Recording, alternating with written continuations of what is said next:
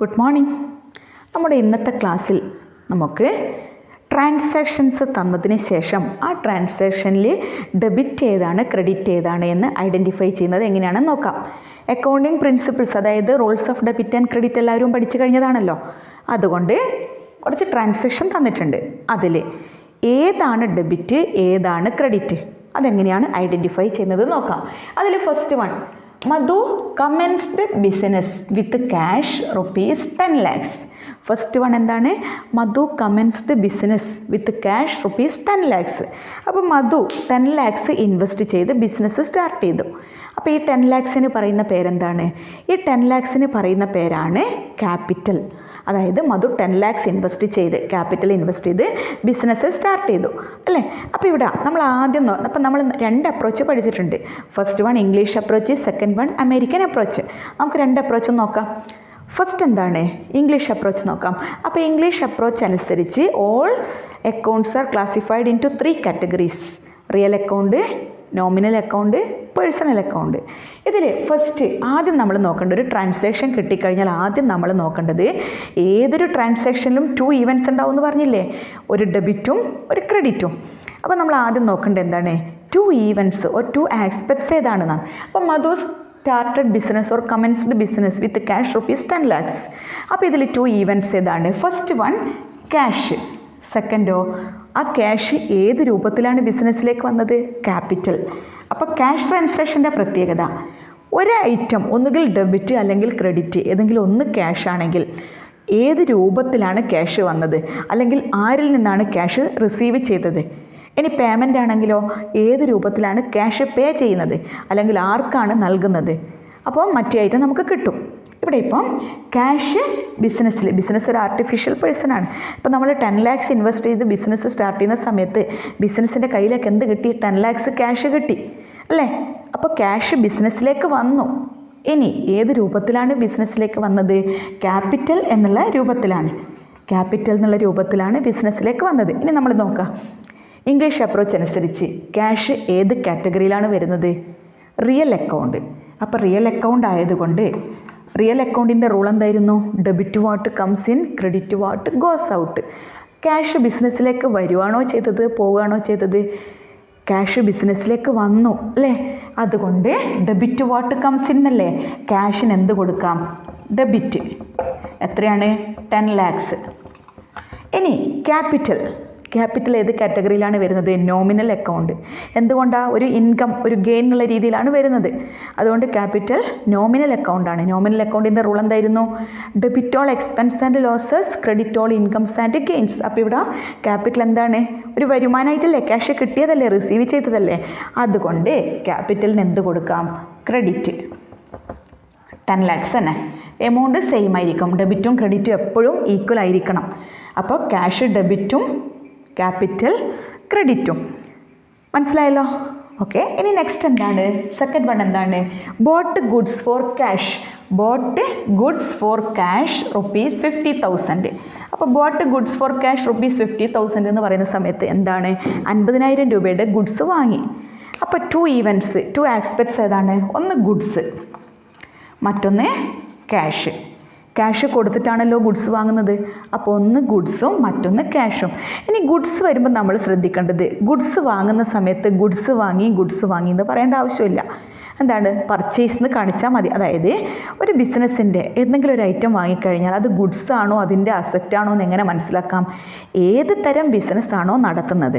അതായത് ഒരു furniture merchant ആണെങ്കിൽ അയാൾ ഫർണിച്ചർ ഐറ്റംസ് വാങ്ങുന്നത് റീസെയിൽ, വീണ്ടും വിൽക്കാൻ വേണ്ടിയാണ്.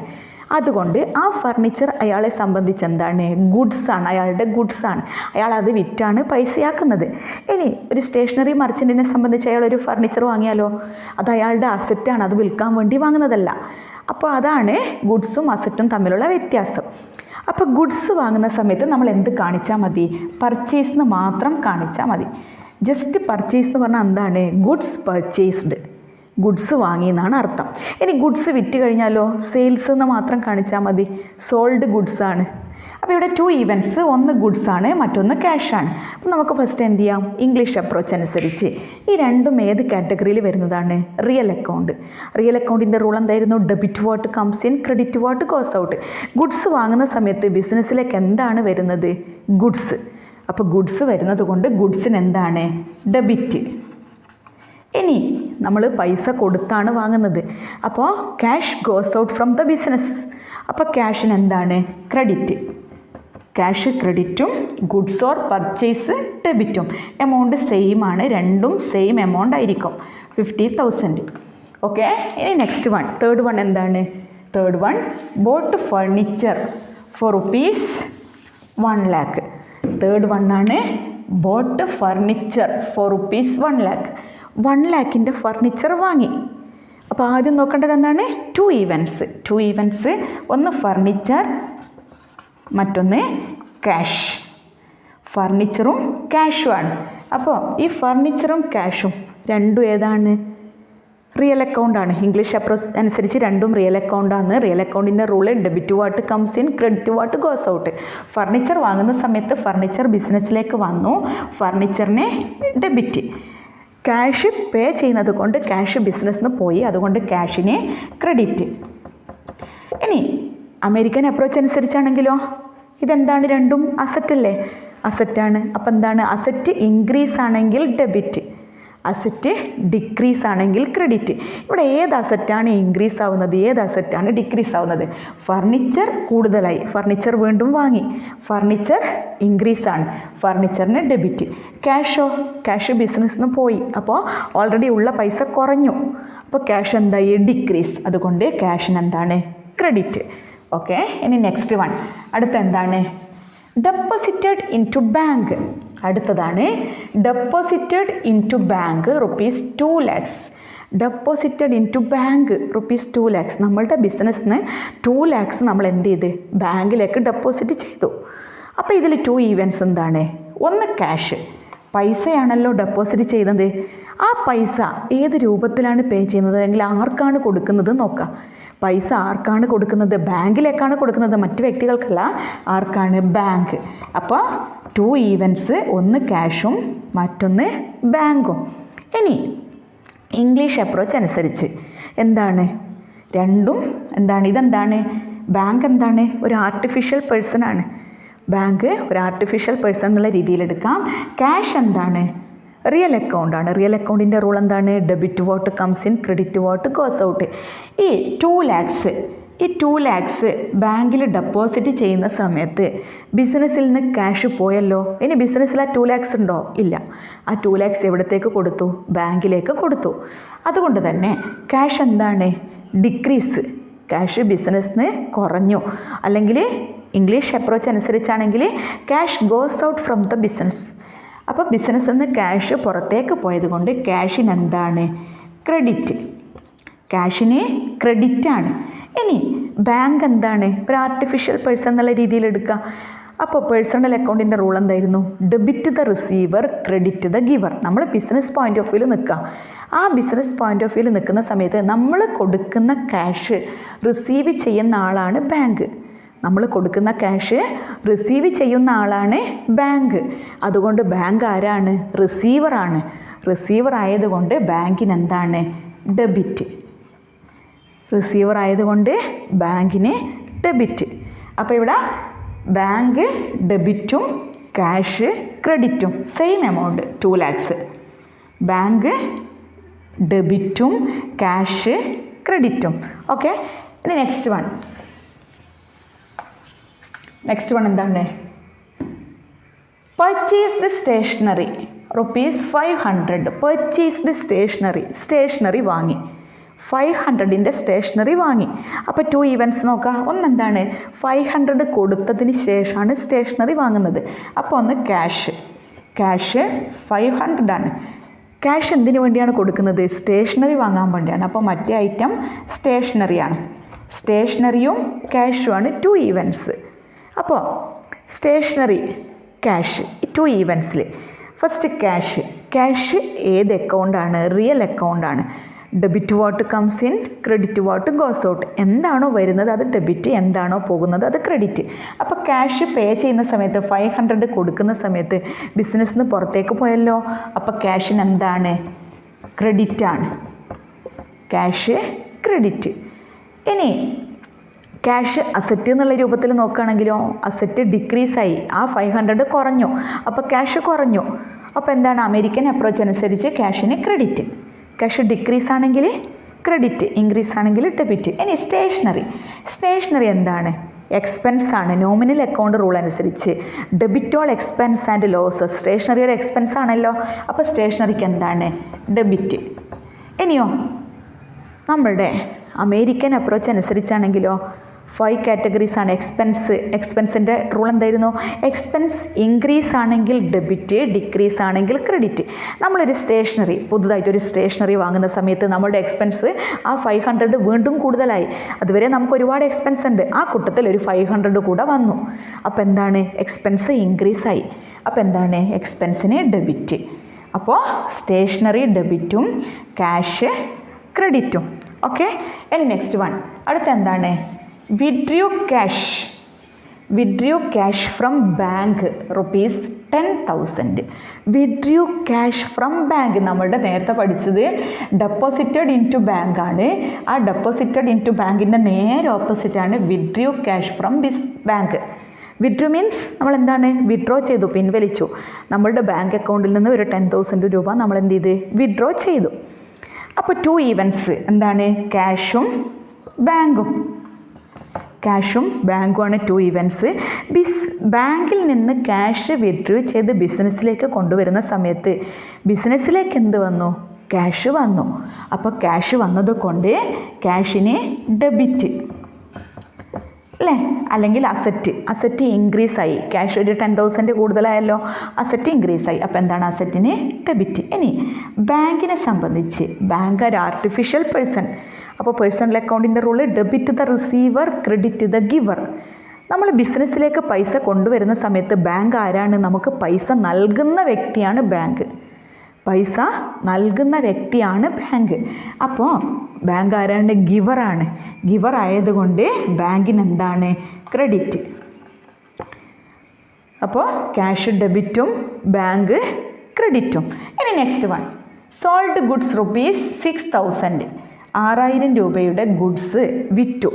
Sold goods for ₹6,000. 6,000 രൂപയുടെ ഗുഡ്സ് വിറ്റ സമയത്ത് 2 ഈവൻസ് ഓർ 2 എക്സ്പെൻസ്. ഒന്ന് ഗുഡ്സ്, മറ്റൊന്ന് ക്യാഷ്. രണ്ടും എന്താണ്? റിയൽ അക്കൗണ്ടാണ്. റിയൽ അക്കൗണ്ടിൻ്റെ rule debit what comes in, credit what goes out. Goods വിറ്റ സമയത്ത് ബിസിനസ്സിലേക്ക് എന്ത് കിട്ടി? ക്യാഷ് കിട്ടി. അപ്പോൾ ക്യാഷിന് എന്താണ്? ഡെബിറ്റ്. ഇനി ഗുഡ്സ് എന്ത് ചെയ്ത്? ബിസിനസ്സിൽ നിന്ന് പോയി. അപ്പോൾ ഗുഡ്സ് ക്രെഡിറ്റ്.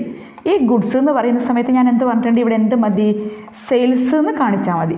ഗുഡ്സ് വിൽക്കുമ്പോൾ സെയിൽസ് എന്ന് കാണിക്കുക, ഗുഡ്സ് വാങ്ങുന്ന സമയത്ത് പർച്ചേസ് എന്ന് കാണിക്കുക. അപ്പോൾ എത്രയാണ്?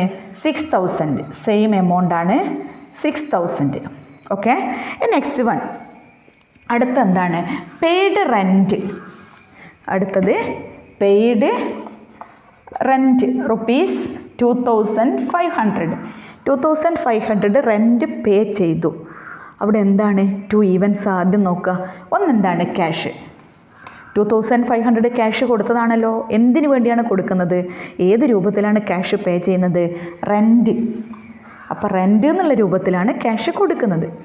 അപ്പോൾ ഇവിടെ ക്യാഷ് എന്താണ്? റിയൽ അക്കൗണ്ടാണ്. Debit what comes in, credit what goes out. അപ്പോൾ ഇവിടെ എന്താണ്? ബിസിനസ്സിൽ നിന്ന് ക്യാഷ് പുറത്തേക്ക് പോയി, അതുകൊണ്ട് ക്യാഷിന് ക്രെഡിറ്റ്. ഇനി റെൻറ്റ് എന്താണ്? എക്സ്പെൻസ് ആണ്. Debit all expense and losses, credit all incomes and gains. Expense ആണെങ്കിൽ ഡെബിറ്റ്. അപ്പോൾ റെൻറ്റ് എന്താണ്? ഡെബിറ്റ്.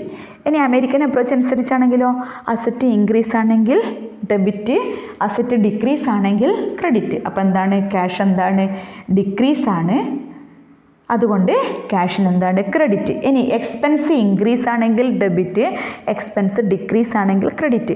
അപ്പോൾ ഓൾറെഡി ഒരുപാട് എക്സ്പെൻസ് ഉള്ള കൂട്ടത്തിൽ ഒരു റെൻറ്റ് എന്നുള്ളൊരു എക്സ്പെൻസ് കൂടെ വന്നു, അതുകൊണ്ട് റെൻറ്റിന് എന്താണ്? ഡെബിറ്റ്. എക്സ്പെൻസ് ഇൻക്രീസ് ആണെങ്കിൽ ഡെബിറ്റ്, എക്സ്പെൻസ് ഡിക്രീസ് ആണെങ്കിൽ ക്രെഡിറ്റ്. ഓക്കെ. ഇനി ഒരു കാര്യം പറയാം. അതായത് നമ്മൾ ഏതൊരു ക്യാഷ് ട്രാൻസാക്ഷനിലും, ഞാൻ ഇതിൻ്റെ മുമ്പേ ഒരു ക്ലാസ് പറഞ്ഞിട്ടുണ്ട്, ഏതൊരു ക്യാഷ് ട്രാൻസാക്ഷൻ ആണെങ്കിലും ക്യാഷ് റിസീവ്ഡ്